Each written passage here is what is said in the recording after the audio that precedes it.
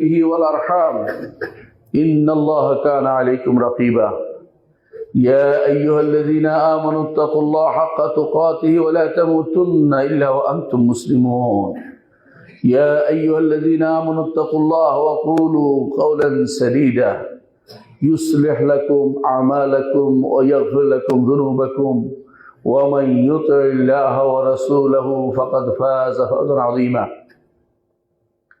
أما بعد فإن أصدق الحديث كتاب الله وخير الهدي هدي محمد صلى الله عليه وسلم وشر الأمور محدثاتها وكل محدثة بدعة وكل بدعة ضلالة وكل ضلالة في النار أيها الناس اتقوا الله واعلموا أن الله عز وجل أعطاكم الدين الإسلامي هو خير الأديان সম্মানিত মুসলিয়ান ইকরাম, আমি আমার নিজেকে এবং আপনাদেরকে আল্লাহ তাকওয়া অবলম্বন করে অনুরোধ জানাচ্ছি যে এই তাকওয়া অবলম্বন করলে আমরা আল্লাহর জান্নাত পেয়ে ধন্য হতে পারবো। আর তাকওয়া ছাড়া আখিরাতের নাজাতের কোনো উসিলা নাই, কোনো মাধ্যম নাই। তাকওয়াই লাগবে। তাকওয়া ছাড়া আমরা কোনো নাজাত পাবো না। সম্মানিত মুসলিয়ান ইকরাম, আল্লাহ তাআলা আমাদেরকে দুনিয়াতে পাঠিয়েছেন, একটা উদ্দেশ্য তো অবশ্যই আছে, সেটা হচ্ছে একমাত্র তার ইবাদত হওয়া।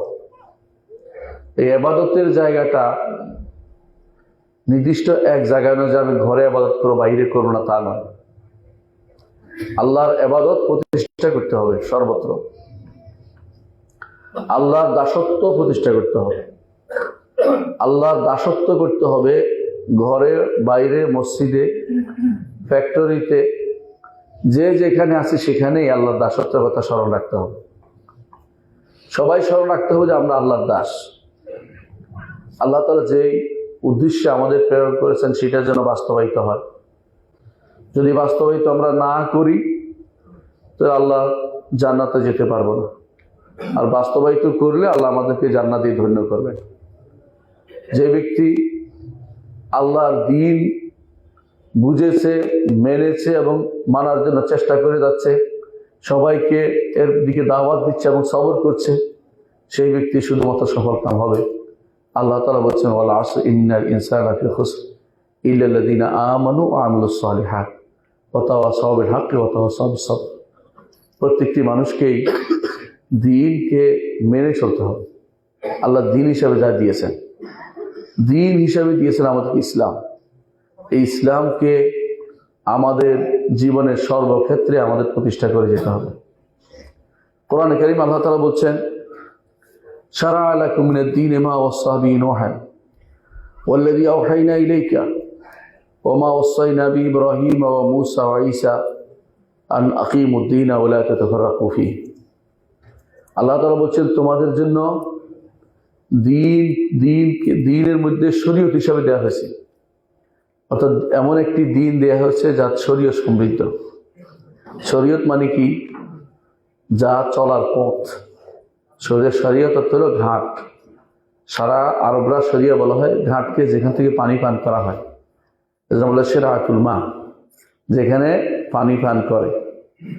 তো শরীয়ত হচ্ছে এমন একটা জিনিস ইসলামের, যাতে চললে আপনি কোনোদিন পিপাসার্ত হয়ে মরবেন না।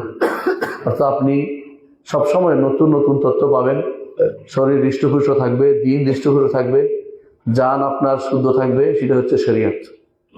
আল্লাহ তাআলা বলছেন শারা'a লাকুম মিনাদ-দীন। দ্বীনের ওই বিধানগুলি তিনি আমাদের জন্য দিয়েছেন, যেগুলি তিনি দিয়েছেন নূহ আলাইহিস সালাতু ওয়াস সালামকে তিনি দিয়েছেন দ্বীন। সেটা কি দিয়েছেন? যেই জায়গাতে কোনো মতভেদ ছিল না, যেই জায়গাতে কোনো মতভেদ ছিল না, সেগুলি কি? উসুলুদ্দিন বলা এগুলিকে। যেমন আকীদার বিষয়গুলি কোনো মতভেদ ছিল না। আদম আলাইহিস সালাতু ওয়াস সালাম ঈমানের ৬টি রকমে বিশ্বাস করতেন, আমরাও ঈমানের ৬টি রকমে বিশ্বাস করি।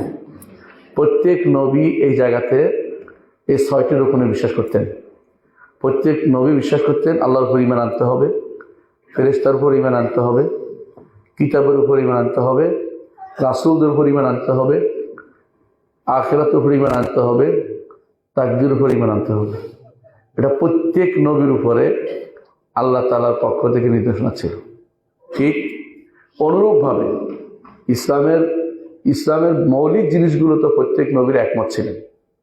প্রত্যেক নবীর কাছেই সালাত ছিল, সালাতের নির্দেশনা ছিল। পদ্ধতি ভিন্ন ছিল, অথবা রাকাত সংখ্যা ভিন্ন ছিল, অথবা সময় ভিন্ন ছিল, কিন্তু প্রত্যেক নবীর উপরেই সালাতের নির্দেশনা ছিল। প্রত্যেক নবীর উপরেই সালাতের নির্দেশনা ছিল। এই জন্য আল্লাহ তাআলা প্রত্যেক নবীকে যা দিয়েছেন সেগুলি আমাদেরকে আল্লাহ তাআলা বিধিবদ্ধ করেছেন মৌলিকভাবে। আর বাড়তি জিনিসগুলি আমার নবী বলে দিয়েছেন, কিভাবে আমাদের জীবনের প্রতিটি মুহূর্ত চলবে মুহাম্মদ রাসূলুল্লাহ সাল্লাল্লাহু আলাইহি ওয়াসাল্লাম আমাদেরকে জানিয়ে দিয়েছেন। এটা আমাদের জন্য স্পেশাল, কিন্তু প্রত্যেক নবীর জন্য দ্বীনের মৌলিক জিনিসগুলো এক ছিল। আকীদা এক, শরিয়ার মূলগুলি এক ছিল। প্রত্যেক নবী সেগুলো প্রতিপালন করেছেন। এই জন্য আল্লাহ তাআলা বলছেন মা ওয়াসাইনা বি নূহান, তোমাদের জন্য এমন শরীয়তটাই দিয়েছি যে শরীয়তটা আমরা কাকে দিয়েছি? নূহকে দিয়েছি। নূহ আলাইহিস সালাতু ওয়াস সালামকে এই শরীয়তের নির্দেশনা আল্লাহ দিয়েছেন। অর্থাৎ নূহ আলাইহিস সালাতু ওয়াস সালামও ঈমান এবং ইসলামের রোকনগুলি মেনে চলতেন। ওয়াল্লাযী আওহাইনা ইলাইকা, এবং যা আপনার কাছে ওহী হিসেবে পাঠিয়েছি। মুহাম্মদুর রাসূলুল্লাহ সাল্লাল্লাহু আলাইহি ওয়াসাল্লামের কাছে ওহী হিসেবে যা পাঠিয়েছেন সেটা শরীয়ত, সুতরাং শরীয়ত মেনে চলতে হবে। ওয়া মা ওয়াসা বি ইব্রাহিম ওয়া মূসা ওয়া ঈসা, ঠিক অনুরূপভাবে আল্লাহ তাআলা ওসিয়ত করেছেন বা নির্দেশ দিয়েছেন, এই অর্থ নির্দেশ দেয়া, এবং যা নির্দেশ দিয়েছেন ইব্রাহিম, মূসা এবং ঈসাকে। আল্লাহ তাআলা এখানে 5 জন নবীর কথা উল্লেখ করেছেন। এই 5 জনকে বলা হয় উলুল আজমি মিনার রাসূল। ফাসবির কামা সাবারা উলুল আজমি মিনার রাসূল, যে যারা দৃঢ়প্রত্যয়ী, রাসূলগণ যেভাবে সবর করেছেন হে নবী আপনি সেভাবে সবর করেন। এই 5 জন হচ্ছে বলা হয় উলুল আজমি মিনার রাসূল, যে সমস্ত রাসূলদের ব্যাপারে আল্লাহ তাআলা দৃঢ় প্রতিজ্ঞ পেয়েছেন। আল্লাহ তাআলা কোরআনে কারীমের জন্য এদের কথা স্পেশালি উল্লেখ করেছেন। আমাদের নবীকে বলেছেন তাদের অনুসরণ করতে, ফাসবির কামা সাবারা উলুল আজমি মিনার রাসূল। এই 5 জন সেরা নবী, তাদেরকে আল্লাহ যে নির্দেশ দিয়েছেন, আমাদেরকেও সেই শরীয়তের নির্দেশনা আল্লাহ তাআলা দিয়েছেন। সেই নির্দেশনা আল্লাহ তাআলা দিয়েছেন, এই শরীয়ত দিয়েছেন। এই শরীয়তটাকে আমাদের প্রতিষ্ঠা করতে হবে, এটার নাম হচ্ছে দ্বীন। এই জন্য বলছে শারাআ লাকুম মিনাদ দ্বীন, দ্বীনের এই বিধিবিধানগুলো তোমাদের জন্য দেয়া হয়েছে, এগুলিকে তোমাদের আন আকিমুদ্দীন, এগুলি তোমাদের প্রতিষ্ঠা করতে হবে।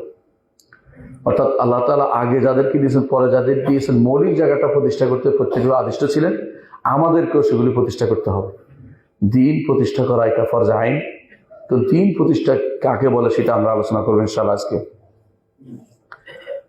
প্রত্যেক নবীকে যে নির্দেশনা দিয়েছেন অর্থ কি? 5 জনে উল্লেখ করেছেন, অন্যরা কি নির্দেশনা ছিলেন না? অন্যরা সবাই নির্দেশিত ছিলেন, তবে 5 জন উল্লেখ করেছেন এই জন্য কারণ এরা যে উলুল আজমি মিনার রাসূল, ওদেরকে এই নির্দেশনা দিয়েছেন, আমাদেরকেও সেই নির্দেশনা দিয়েছেন। এবং তারাই এদের বিভিন্ন উম্মত আছে। আপনারা জানেন নূহের একটা বিশাল উম্মত, ইব্রাহিমের উম্মত আরব জাতি পুরোটাই, আর মূসা আলাইহিস সালাতুর উম্মত তো স্পষ্ট এখনো আছেই, ইহুদিরা যারা দাবি করে, অথচ তার অনুসারী না। ঈসা আলাইহিস সালাতুর উম্মত হিসেবে দাবি করে নাসারারা, তারা যদিও দাবি করে তাদের ঈসার অনুসারী, কিন্তু তারা কিন্তু ঈসার অনুসারী না। কারণ আল্লাহ তাআলা কোনো সময় ইসলাম ছাড়া অন্য কোনো দিনকে দেন নাই কোনো নবীকে। সুতরাং তারা যতই ভিন্ন নাম নেওয়া অর্থই হচ্ছে তারা তাদের নবীর আদর্শ এবং শিক্ষা থেকে তারা দূরে সরে গেছে। সুতরাং আল্লাহ তাআলা যেই দিন আমাদেরকে দিয়েছেন সেই দিনটা প্রতিষ্ঠা করার নির্দেশনা আল্লাহ আমাদেরকে দিচ্ছেন। বলছেন আন আকিমুদ্দীনা, যাতে তোমরা দিনটাকে প্রতিষ্ঠা করো। ওয়ালা তাতাফাররাকু ফীহি, এর মধ্যে দিনের মধ্যে তোমরা ভিন্ন ভিন্ন দলে এবং মতে বিভক্ত হয়ে যেও না। দিন ভিন্ন ভিন্ন দলে এবং মতে বিভক্ত কিভাবে হয়? মুসলিম দাবি করে যদি কোনো কেউ খারেজি হয়, মুসলিম দাবি করে কেউ যদি শিয়া হয়, মুসলিম দাবি করে কেউ যদি কোনো মুরজিয়া হয়, মুসলিম দাবি করে কেউ যদি কোনো আশারি হয়, কেউ মাতুরিদি হয়, মুসলিম দাবি করে কেউ যদি কোনো জাবারি হয়, কেউ যদি কাদারি হয়, কেউ যদি মুতাজিলি হয়, তাহলে দিনের মধ্যে সে ভাগ করে ফেলেছে, দিনকে ভাগ টুকরো টুকরো করে ফেলেছে। যা থেকে আল্লাহ আমাদেরকে নিষেধ করেছেন। ওয়ালা তাতাফাররাকু ফীহি, এজন্য ফেরকা বন্দী থেকে আল্লাহর পক্ষ থেকে নিয়ে আসছে মুহাম্মদ রাসূলুল্লাহ সাল্লাল্লাহু আলাইহি ওয়াসাল্লাম, তিনিও নিষেধ করেছেন আমাদেরকে যেন ফেরকা ভাগ ভাগ হয় না। ভাগ ভাগ না হলে আমরা কোথায় থাকবো, কোনটা নিব? যার উপরে আল্লাহ তাআলা তার নবীকে রেখেছেন, যার উপরে সাহাবায়ে কেরাম ছিলেন। রাসূল সেটাই বলেছেন, মা আনা আলাইহি আল-ইয়াওমা ওয়া আসহাবি, যার উপর আজকে আমি আছি এবং আমার সাহাবীরা আছে, তার উপর তোমাদেরকে শেষ জীবন পর্যন্ত থাকতে হবে। তাহলে তোমরা হবে ফিরকাতুন নাজিয়া, নাজাতপ্রাপ্ত দল। এদের দ্বারাই আল্লাহ দিনকে সাহায্য করবে, এরাই দিনকে প্রতিষ্ঠা করবে। অন্যরা দিনকে ভাগ করে, দিনকে নষ্ট করে। যারা দিন বুঝে না, আকীদা বুঝে না, শরিয়া বুঝে না, মানহাজ বুঝে না, ভাগ কিভাবে হয় তা জানে না, তারা দিন প্রতিষ্ঠা করতে পারবে না, তারা দিনের শুধু ক্ষতি করে যাবে।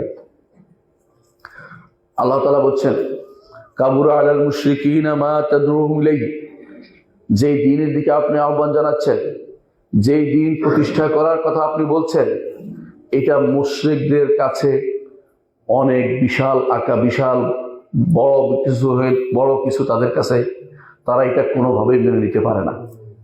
মুহাম্মদ রাসূলুল্লাহ সাল্লাল্লাহু আলাইহি সাল্লাম তিনি আরবের মুশরিকদের কাছে অত্যন্ত সম্মানিত ছিলেন।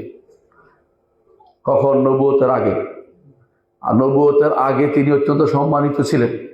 নবুয়তের আগে তাকে আল আমিন বলা হতো। কিন্তু কি কারণে তাকে তারা শত্রুতা করেছে? শুধু একটাই, যে রাসূল বলেছেন যে সব কিছু বাদ দিয়ে এক আল্লাহর অনুসরণ করো, ইসলামকে মেনে চলো, যে সমস্ত জাহিলি যুগের যাবতীয় রসুম রেওয়াজকে তোমরা পরিত্যাগ করো। এইটা তারা মেনে নিতে পারেনি। এটা তাদের কাছে বড় হয়ে দেখা দিয়েছে। তারা বলেছিল, আজআল আলিহাতা ইলাহান ওয়াহিদা ইন্না হাযা লাশাইউন উজাব, সমস্ত ইলাহগুলিকে এক আল্লাহ বানিয়ে ফেলবে, এক আল্লাহ বানিয়ে ফেলবে। কিভাবে হতে পারে? কারণ আরবের ঘরে ঘরে মূর্তি ছিল।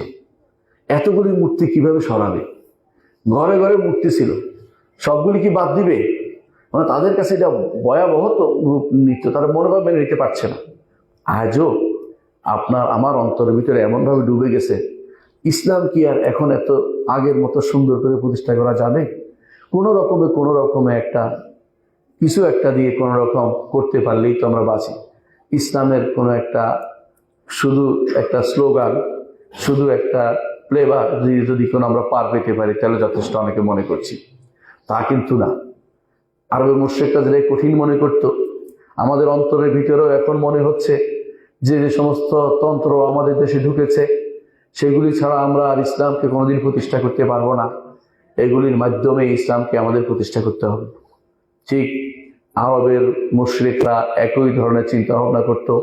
তাদের কাছে এটা বিশাল। তারা বলতো, আজআল আলিহাতা ইলাহান ওয়াহিদা ইন্না হাযা লাশাইউন উজাব, আশ্চর্য জিনিস, এই সব কিছু পরিবর্তন করে ফেলবে, একটা আল্লাহ রাখবে না। এতগুলি ঘরে ঘরে আল্লাহ, কাবার ভিতরে 360টি মূর্তি, এগুলো একটাকেও রাখতে দিবে না। এটা কোন ধরনের কথা? এটা কি হয় নাকি? কিভাবে সম্ভব সেটা? কিন্তু ইসলাম সেটা করে দেখিয়েছে। ইসলাম এই নীতিতে বিশ্বাসী যে ইসলাম পরিপূর্ণ। আল-ইয়াওমা আকমালতু লাকুম দীনাকুম ওয়া আতমামতু আলাইকুম নি'মাতি ওয়া রাদিতু লাকুম ইসলামা দীনা, আজকের দিনে তোমাদের দিনকে পূর্ণ করে দিলাম, তোমাদের শরীয়তকে পূর্ণতা দিয়েছি। ইসলামকে নিয়ে আল্লাহ সন্তুষ্ট হয়েছেন। ইসলামকে মেনে যারা চলবে তাদের উপর আল্লাহ সন্তুষ্ট হবেন। সাহাবায়ে কেরামের উপর আল্লাহ সন্তুষ্ট হয়েছেন, কারণ তারা ইসলামকে নিয়ে তাদের সারাটা জীবন কাটিয়ে দিয়েছেন। বাইরের কোনো কিছুর দিকে তারা তাকাননি, জাহিলিয়তের কোনো কিছু তারা গ্রহণ করেননি। কাফেরদের যে কোনো মন্ত্রতন্ত্র সবই জাহিলিয়ত, এর ব্যাপারে কোনো সন্দেহ থাকার সুযোগ নেই। ঈমানদার কখনো বাইরের কোনো তন্ত্র মন্ত্রকে মেনে নিতে পারে না। কাফেররা যেভাবে বড় কিছু মনে করতো এগুলি পরিবর্তন, আপনাদের অনেকের কাছেও সেটা পরিবর্তন বড় কিছু মনে করা হয়। বড় কিছু মনে করলে সেটা বড় নয়। আল্লাহর সাহায্য, আল্লাহ যখন আসবে তখন এসব কিছুই ধূলিসাৎ হবে। যখন সত্য আসবে মিথ্যা অপসৃত হবেই, কারণ মিথ্যা অপসৃত হবারই ছিল। আল্লাহ তাআলা তারপর বলছেন, আল্লাহু ইয়াজতাবি ইলাইহি মান ইয়াশা, যাকে ইচ্ছা আল্লাহ তাকে তার দিকে তিনি টেনে আনেন, পছন্দ করেন। ইসলামের জন্য কে কাজ করবে, শরিয়ার জন্য কে কাজ করবে, আকীদার জন্য কে কাজ করবে, তাওহীদের জন্য কে কাজ করবে, দ্বীনের জন্য কে কাজ করবে, আল্লাহ পছন্দ করে দিবেন। আপনার না জেনে কখনো আপনি সেটা করতে পারবেন না। আল্লাহর পক্ষ থেকে সাহায্য পেতে হলে আপনি আল্লাহর কাছে শুধু চান যে আল্লাহ আমাকে দিয়ে দ্বীনের খেদমত করান। আপনি আপনাকে দিয়ে দ্বীনের খেদমত করাতে আল্লাহ তাআলা বাধ্য নন। আপনি যদি কোনো দ্বীনের খেদমত করতে পারেন, সেটা আল্লাহর শুকরিয়া আদায় করেন যে আল্লাহ আমাকে দিয়ে একটা বড় কাজ করিয়েছেন। আল্লাহ ইয়াজতাবি ইলাইহি মান ইয়াশা, যাকে ইচ্ছা আল্লাহ তার দ্বীনের দিকে টেনে আনেন। অনেক আছে দ্বীনের যখন কখনো ঝংকার পড়ে যায়, কখনো দ্বীনের মানুষের দ্বীনের উপরে যখন বড় ধরনের মরিচা পড়ে যায়, আল্লাহ তাআলা তখন ভিন্ন কোনো জাতিকে সেখানে প্রতিষ্ঠিত করেন। আল্লাহ তাআলা এই জন্য কোরআনে কারীম বলেছেন, ওয়া ইন তাতাওয়াল্লাউ ইস্তাবদিল কওমান গায়রাকুম সুম্মা লা ইয়াকুনু আমসালাকুম। তোমরা যদি কোনো মুখ ফিরিয়ে থাকো দ্বীন থেকে, অন্য জাতিকে আল্লাহ এই দ্বীনের দিকে আবার টেনে আনবে, তারা তোমাদের মতো হবে না। এই জন্য কাফের জাতি যারা তখনকার সময় কুফরি করেছিল, জাহিলি যুগের, এগুলি নিঃশেষ হয়ে গেছে, পরবর্তী প্রজন্ম ইসলামের উপর এসেছে। ঠিক অনুরূপভাবে এক একটা জাতি যখন দিন থেকে বিমুখ হয়ে যায়, আল্লাহ তাআলা তখন অন্য জাতিকে সেটা স্থলাভিষিক্ত করে দেন, তাদের স্থলাভিষিক্ত করে দেন। আমরা যদি আল্লাহর দ্বীনের উপর না চলতে পারি, আল্লাহ তাআলা এমন কোনো জাতি গোষ্ঠী নিয়ে আসবেন যারা দ্বীনের উপর চলে এবং দ্বীন মেনে চলে। তখন আপনারা তখন আফসোস করেও কোনো কাজ হবে না, কারণ আপনারা তখন নিজেরা আল্লাহর গজবের ভিতরে পড়ে যাবেন।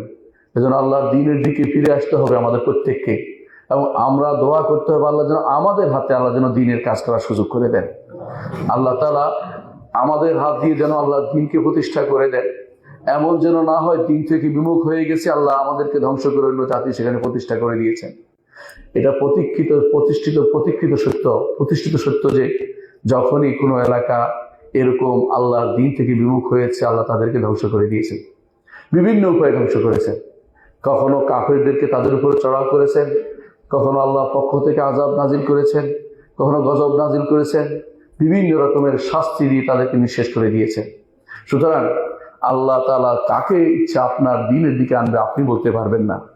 আল্লাহ তাআলা এরপর বলছেন, ইয়াহদি ইলাইহি মান ইউনিব, যে আল্লাহর দিকে প্রত্যাবর্তন করে আল্লাহ তাকে হেদায়েত দেন। আপনার কায়মান ব্যক্তি আল্লাহর দিকে প্রত্যাবর্তন করতে হবে, যে আমি আল্লাহর দ্বীনে ফিরতে চাই, আল্লাহ আমাকে সহযোগিতা করুন। আমি আপনার দ্বীনের দিকে ফিরতে চাই, আপনার দ্বীনের খেদমত করতে চাই, আপনি আমাকে সে তৌফিক দিন, সে আপনার কাছে আমি সে সাহায্য চাই। কোরআনে কারীম আল্লাহ তাআলা অন্যত্র বলেছেন, ওয়ামা উমিরু ইল্লা লিয়াবুদুল্লাহ মুখলিসিনা লাহুদ-দ্বীন হুনাফা ওয়া ইউকিমুস সালাতা ওয়া ইউতুজ যাকাতা ওয়া যালিকা দীনুল কাইয়্যিমা। নবীরা যখনই আসছেন তাদেরকে এই নির্দেশনা দিয়েছেন, একমাত্র আল্লাহর ইবাদত করতে হবে, খালেসভাবে দ্বীনকে তার জন্য প্রতিষ্ঠা করতে হবে। হুনাফা, অন্য সব দিক থেকে বিমুখ হয়ে থাকতে হবে। অন্য যত আদর্শ আছে সব আদর্শ বাদ দিয়ে একমাত্র ইসলামের আদর্শকে নিতে হবে। মুহাম্মদুর রাসূলুল্লাহ সাল্লাল্লাহু আলাইহি ওয়াসাল্লামকে আপনার আদর্শ মানতে হবে এবং ইসলামকে আপনাকে মেনে চলতে হবে, আল্লাহ তাআলার ইবাদত করতে হবে।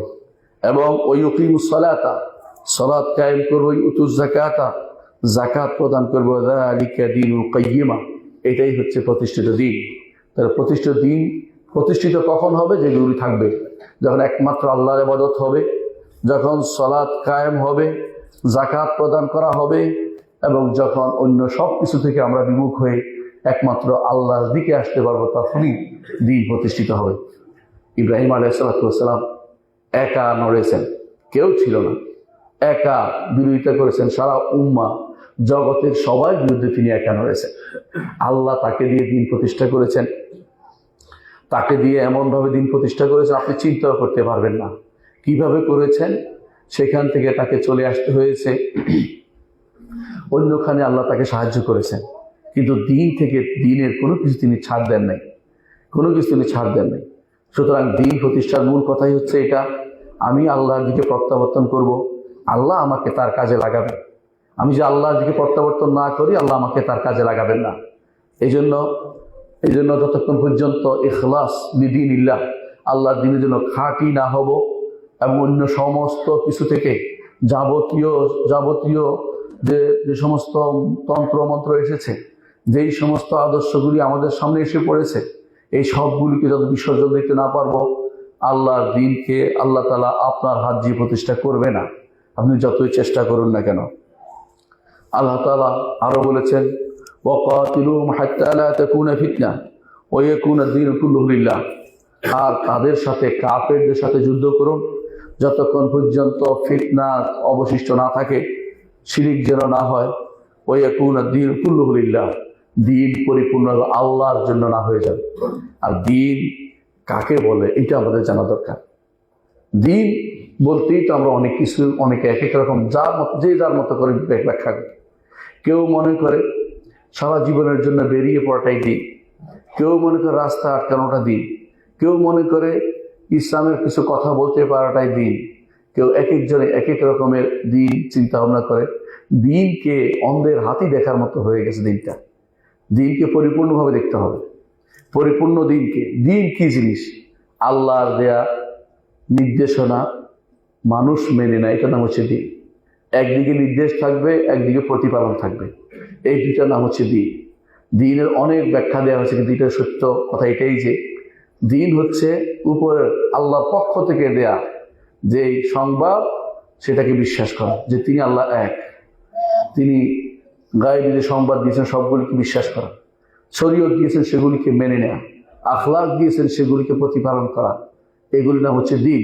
অর্থাৎ আল্লাহর পক্ষ থেকে কিছু জিনিস দেওয়া হবে উপর থেকে। আর ধর্ম নয়, ধর্ম অনুবাদ করা ভুল। ধর্ম হচ্ছে অন্যদের জিনিস, যেটা নিজেরা যা ধারণ করে তা ধর্ম হয়ে যায়। ধৃ ধাতু থেকে যে শব্দটি এসেছে অর্থ হলো ধারণ করা। যেমন বিদ্যুতের ধর্ম হচ্ছে স্পৃষ্ট করা, আর পানির ধর্ম হচ্ছে ভিজিয়ে দেয়া। এইটা ধর্ম, কিন্তু এটা ইসলাম নয়। এজন্য ইসলাম ধর্ম নয়, ইসলাম দিন। কারণ ইসলাম হচ্ছে আল্লাহর দেয়ার নীতি বান্দা মেনে নেবে, এইটা নাম হচ্ছে দিন। এই জন্য দিন কাকে বলে এটা আমাদের জানতে হবে। যে দিনকে প্রতিষ্ঠা করব, সেই দিন কারো জিনিস নয়, আব্রাহাম লিঙ্কনের নয়, সেদিন লেনিনের নয়, সেদিন অমুক তমুকের নয়, সেদিন একমাত্র আল্লাহর বিধানকে দুনিয়ার বুকে প্রতিষ্ঠা করার নাম দিন। দিনের পরিচয় এসেছে হাদিস জিবরিল। মুহাম্মদ রাসূলুল্লাহ সাল্লাল্লাহু আলাইহি সাল্লাম একদিন বসা ছিলেন, তখন এক ব্যক্তি এসেছে। সাহাবায়ে কেরাম বললেন, যার কোনো সফরের কোনো চিহ্ন নাই, কোত্থেকে আসলো কেউ বলতে পারছে না, সফর করে আসলে তাও বোঝা যাচ্ছে না, কারণ শরীরে কোনো সুতা নেই, মাথায় কোনো এমন কোনো চিহ্ন নেই যা বোঝা যাচ্ছে অনেক দূর থেকে আসে নয়, কিন্তু লোকটা আমাদের কারো চেনাও নয়। তিনি এসে বললেন যে, আখবিরনি আনিল ঈমান, আমাকে ঈমান সম্পর্কে জানান। রাসূল বললেন, আন তু'মিনা বিল্লাহি ওয়া মালাইকাতিহি ওয়া কুতুবিহি ওয়া রুসুলিল ইয়াউমিল আখির ওয়াল কদরি খাইরিহি ওয়া শাররিহি। তারপর বললেন, আমাকে ইসলাম সম্পর্কে জানান। লম্বা হাদিস, আমি সংক্ষেপ করছি।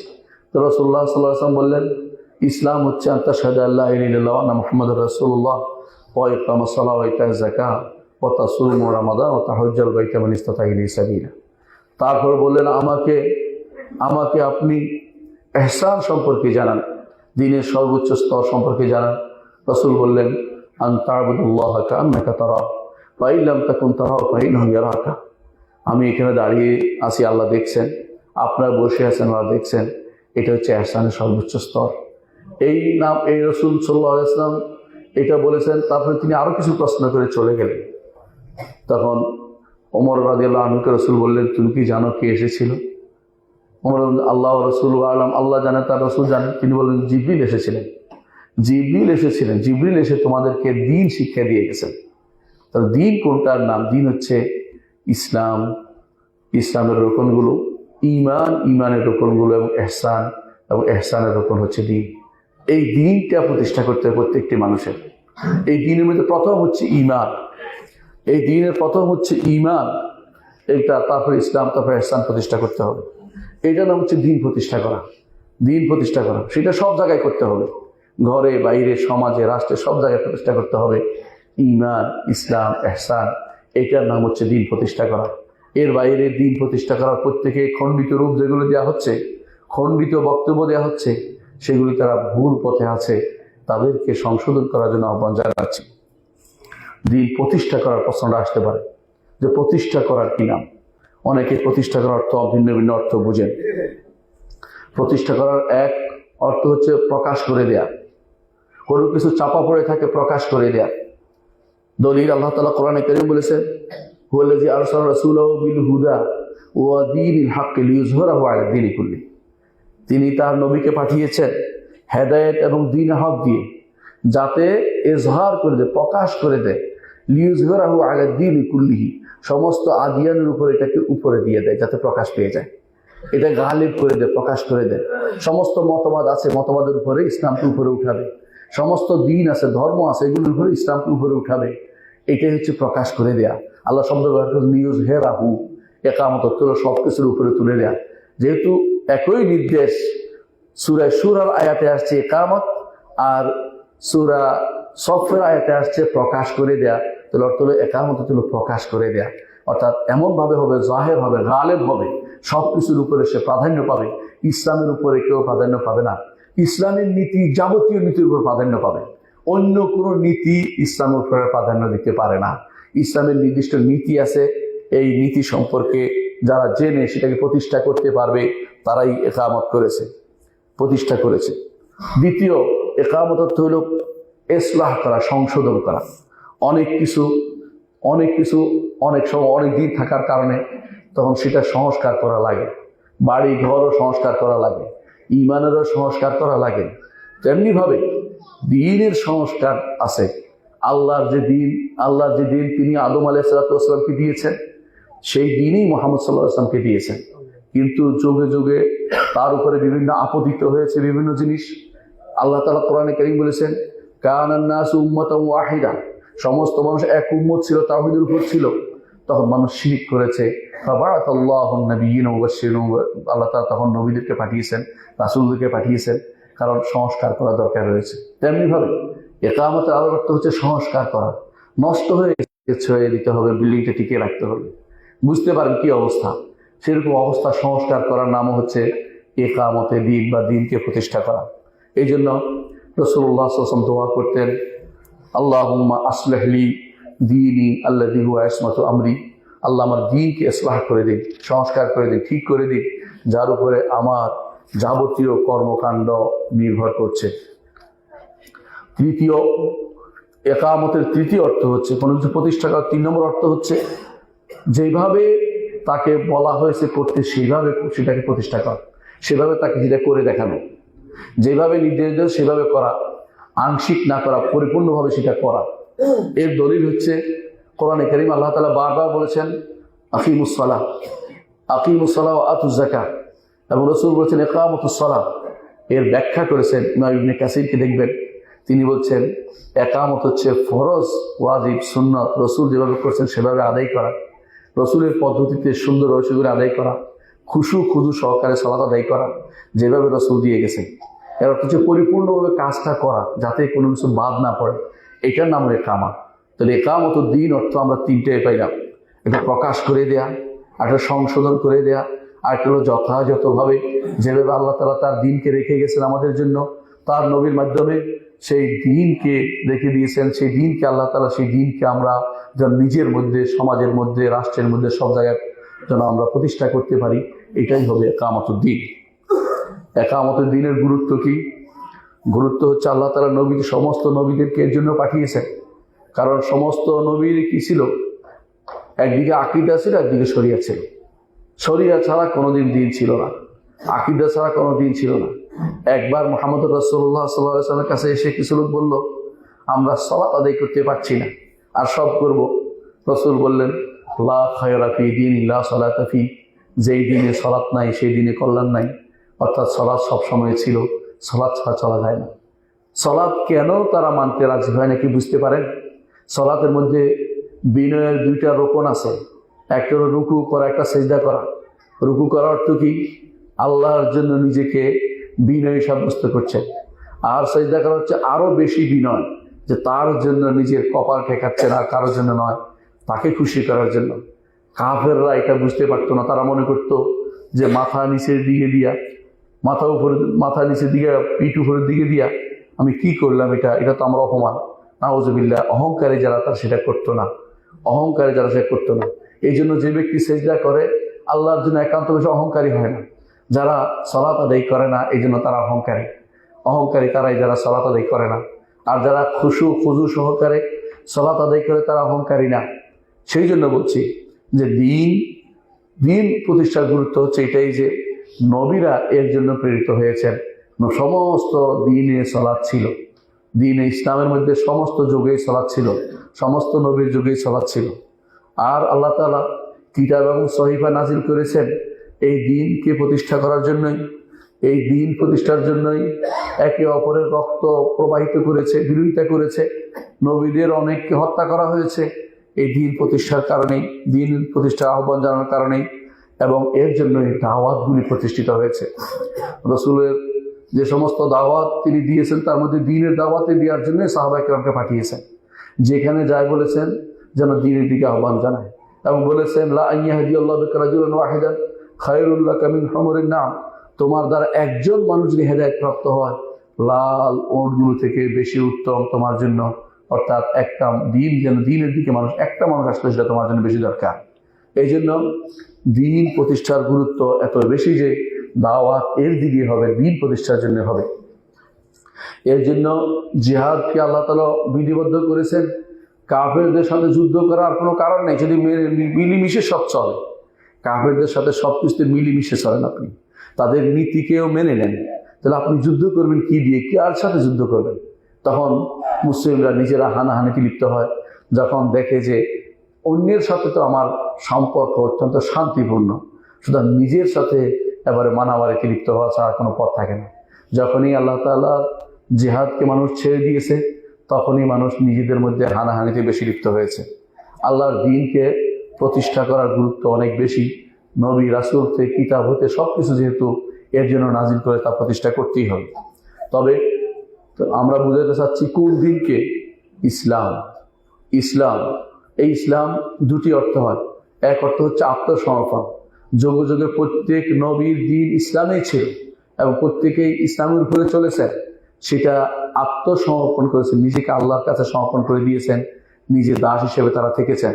কিন্তু ইব্রাহিম আলাইহিস সালামের পর থেকে শুরু করে ইসলাম সুনির্দিষ্ট একটা সংজ্ঞা এসেছে, যে এই সংজ্ঞার মধ্যে মুহাম্মদুর রাসূলুল্লাহ সাল্লাল্লাহু আলাইহি ওয়াসাল্লাম যেটা প্রতিষ্ঠা করেছে সেটা হচ্ছে ইসলাম। আগেও তারা ইসলামই বলতো, কিন্তু তারা পরিবর্তন করে নিয়েছে। একমাত্র ইসলাম আমাদের কাছে শুধু অবশিষ্ট আছে, নবীদের ইসলাম। সুতরাং ইসলামকে প্রতিষ্ঠা যদি করতে হয় পরিপূর্ণভাবে করতে হবে। আংশিক করা অর্থ হচ্ছে আমার ক্ষমতা আছে আংশিক করা, তা করলেন, ঠিক আছে, কিন্তু দাবিটা হতে হবে পরিপূর্ণ, এবং দাবিটা হতে হবে পরিপূর্ণ। প্রশ্ন হচ্ছে কি দিয়ে শুরু করবেন? কি দিয়ে শুরু করবেন? পরিপূর্ণ ইসলাম দরকার। ফরজ, ওয়াজিব, নফল কোনোটাই ছাড়তে আমরা রাজি নই, তবে কি দিয়ে শুরু করতে হবে? যা না হলে আপনার দুনিয়া আখিরাত বরবাদ হয়ে যাবে, যা না হলে আপনি আর কোনোদিন জান্নাতে যেতে পারবেন না, তা হচ্ছে ঈমান। সর্বপ্রথম আপনাকে ঈমান প্রতিষ্ঠা করতে হবে। ইমাম কুরতুবী রহমতুল্লাহ আলাইহি এই আয়াতের ব্যাখ্যা দিয়ে আমি শুরু করতে চাই। ইমাম কুরতুবী রহমতুল্লাহ আলাইহি তিনি শারা'a লাকুম মিনাদ-দীনি মা ওয়াসা বিহি নূহান ওয়াল্লাযী আওহাইনা ইলাইকা, এই আয়াতের ব্যাখ্যায় বলেছেন, আকিমুদ্দিনের ব্যাখ্যায় বলছেন যে এই আয়াত একামতে দ্বীনের অর্থ হচ্ছে যে যে সমস্ত জায়গাতে মতভেদ নাই শরীয়তের, সেই সমস্ত জায়গাগুলোকে প্রতিষ্ঠা করতে হবে। সেগুলো হচ্ছে তাওহীদ, সেগুলো হচ্ছে সালাত, সেগুলো হচ্ছে যাকাত, সেগুলো হচ্ছে সিয়াম, সেগুলো হচ্ছে হজ। তিনি বলছেন হাদা ইকামাতুদ্দীন, হচ্ছে দিন প্রতিষ্ঠা করা। তারপর তিনি বলেছেন আল্লাহর কাছে ওয়াত্তাকাররুবু ইলাল্লাহি বিল আমালিস সালিহ, নেক আমল করে আল্লাহর নৈকট্য অর্জন করা, এটাও মিন ইকামাতুদ্দীন, এটাও ইকামাতুদ্দীনের অন্তর্ভুক্ত। তারপর তিনি বলেছেন ওয়াত্তাজাল্লুফ ইলাইহি বিমা ইয়ারুদ্দুল কলব ওয়াল জারিহাতা ইলাইহি, এবং অন্তর এবং অঙ্গ প্রত্যঙ্গকে আল্লাহর দিকে প্রত্যাবর্তন করা, এমন কাজটাও হচ্ছে ইকামাতুদ্দীন, এটা করা ইকামাতুদ্দীন। তারপর হচ্ছে আল তাকাররুবু ইলাল্লাহ, আল্লাহর নৈকট্য অর্জন করা, ওয়াসসিদক, সত্যবাদিতা, ওয়াল ওয়াফা বিল আহাদ, অঙ্গীকার পূর্ণ করা, আদাউল আমানা, আমানত আদায় করা, সিলাতুর রাহিম, আত্মীয়তার সম্পর্ক বজায় রাখা, এবং এগুলি সবগুলি তিনি দিন অন্তর্ভুক্ত বলেছেন। তারপর বলেছেন অনুরূপভাবে কুফুরকে হারাম জানা, শিরক এবং কুফুরকে হারাম জানা, এবং কতলকে হারাম জানা, জিনা ব্যভিচারকে হারাম মানা, এবং মানুষদেরকে কষ্ট না দেয়া, এবং কারো উপরে কোনো জীবজন্তুর উপরে আক্রমণ না করা, এবং নিকৃষ্টতম কর্মকাণ্ড পরিত্যাগ করা, যেগুলি মানুষকে নিকৃষ্ট জায়গায় নিয়ে যায়, তাও এসবই হচ্ছে ইকামতের দিনের অন্তর্ভুক্ত। অর্থাৎ আমাদের পূর্ববর্তী সালেহীন, আমাদেরকে একামতে দিন কিভাবে করতে হবে তার একটা রূপরেখা দিয়েছেন। সেটা হচ্ছে আল্লাহ তাআলার যেগুলি ইমানিয়াত আছে সেগুলি মানতে হবে, ইসলামিয়াতগুলি মানতে হবে, সাথে সাথে আখলাকিয়াতগুলো আমাদের দেখাতে হবে, ফরজকে মানতে হবে, হারামকে পরিত্যাগ করতে হবে, তাহলে একামতে দিন হবে, দিন প্রতিষ্ঠা হবে। ইমাম আব্দুর রহমান আস-সাইয়্যিদী রহমতুল্লাহ আলাইহি বলেন, আকিমুদ্দিন অর্থ হচ্ছে আমি তোমাদেরকে নির্দেশ দিচ্ছি, আল্লাহ তাআলা নির্দেশ দিচ্ছেন, তারা যেন আল্লাহ নির্দেশ দিচ্ছেন তাদেরকে, তারা যেন আল্লাহর শরীয়তকে পরিপূর্ণ বাস্তবায়ন করে, শরীয়তকে পরিপূর্ণ বাস্তবায়ন করে, পূর্ণ উসুলহু ফুরুআহু, মূলনীতিগুলো এবং শাখাগুলো সবগুলো যেন বাস্তবায়ন করে। ইউকিমুনাহু আলা ফি আনফুসিকুম, নিজের মধ্যে প্রতিষ্ঠা করবে। ওয়া তাইস্তাহিদুনা বিইকামাতি আলা গায়রিকুম, অন্যের মধ্যে প্রতিষ্ঠা করার জন্য চেষ্টা চালিয়ে যাবে। প্রথমে নিজের মধ্যে, তারপর পরিবারের মধ্যে। আল্লাহ তাআলা যেটা বলেছেন, ইয়া আইয়ুহাল্লাযীনা আমানু কু আনফুসাকুম ওয়া আহলিকুম নারা, নিজে বাঁচাও পরিবারকে বাঁচাও। তারপর যখন দেখছেন আলহামদুলিল্লাহ আল্লাহ আপনাকে আরো ক্ষমতা দিয়েছেন বেশি করার, বেশি করবেন, প্রতিবেশী সমাজে প্রতিষ্ঠা করবেন, আরো বেশি ক্ষমতা দিয়েছেন রাষ্ট্রে প্রতিষ্ঠা করবেন, যেখানে আল্লাহ তাআলা আপনাকে বসাবে সেখানে আল্লাহর দ্বীনকে আপনার প্রতিষ্ঠা করে যেতে হবে। আল্লাহর দ্বীন প্রতিষ্ঠা করার তাহলে সংক্ষিপ্ত অর্থ হচ্ছে এটা আকীদা। প্রথমে আকীদাকে বিশুদ্ধ করতে হবে, সবার আগে আকীদা বিশুদ্ধ করতে হবে। যেই দাওয়াত মুহাম্মদুর রাসূলুল্লাহ সাল্লাল্লাহু আলাইহি ওয়াসাল্লাম তিনি, যেই দাওয়াত মুহাম্মদুর রাসূলুল্লাহ সাল্লাল্লাহু আলাইহি ওয়াসাল্লাম তিনি মক্কা জিন্দেগি মদিনা জিন্দেগি উভয় জায়গায় দিয়েছে, সেটা হচ্ছে আকীদার জিনিসটা। কোনোদিন তিনি বলেন না শুধু মক্কি জিন্দেগিতে দাওয়াত দিয়েছেন আকীদা, তা নয়। জীবনের শেষ মুহূর্তে যখন তিনি মুআয ইবনে জাবাল রাদিয়াল্লাহু আনহুকে ইয়ামানে পাঠিয়েছিলেন, তখনও তিনি তাকে বলেছিলেন যে তুমি এমন এক কওমের কাছে যাচ্ছ যারা আহলে কিতাব, অর্থাৎ তারা জানে, দ্বীন সম্পর্কে জানে, তারপরেও আউয়ালু মা তাদউম ইলাইহি শাহাদাতু আল্লা ইলাহা ইল্লাল্লাহ, প্রথম তাদেরকে যেদিকে আহ্বান জানানো তা হচ্ছে লা ইলাহা ইল্লাল্লাহ, আহ্বান লা ইলাহা ইল্লাল্লাহ, আল্লাহ ব্যতীত প্রকৃত কোনো মাবুদ নেই, সত্য কোনো মাবুদ নেই, তিনি উপাস্য, একমাত্র তাঁরই ইবাদত হবে। জগতের যে সমস্ত শিরকি আখড়াগুলো আছে এগুলি থাকতে পারবে না, এগুলি থেকে মুক্ত হতে হবে। এগুলি মুক্ত না হয়ে আপনি দ্বীন প্রতিষ্ঠা করতে পারবেন না। দ্বিতীয় হচ্ছে আল্লাহর শরীয়তকে বাস্তবায়ন করতে হবে। দ্বিতীয় হচ্ছে আল্লাহর শরীয়তকে বাস্তবায়ন করতে হবে। আল্লাহর শরীয়ত বাস্তবায়ন না হলে দ্বীন প্রতিষ্ঠিত হবে না। দ্বীন প্রতিষ্ঠিত না হলে তার বিরুদ্ধে যুদ্ধ করা ইসলাম অনুমোদন করে।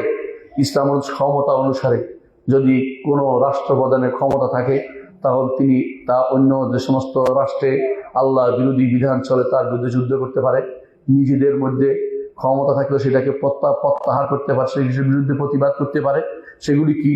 যেগুলিতে আল্লাহর বিরোধী যে সমস্ত বিধিবিধান আছে সেগুলি থেকে অবশ্যই নিজেকে ফিরিয়ে রাখতে হবে। যে আল্লাহর বিধান যতক্ষণ পর্যন্ত প্রতিষ্ঠিত না হবে, অর্থাৎ আল্লাহ তাআলা যা যা শরীয়ত হিসেবে দিয়েছেন সেগুলিকে আমাকেও মানতে হবে, সমাজকেও মানতে হবে, পরিবার, সমাজ, রাষ্ট্র সব জায়গাতেই আল্লাহ তাআলার শরীয়ত মানার জন্য কাজ করে যেতে হবে। এটা হচ্ছে একামতে দ্বীন।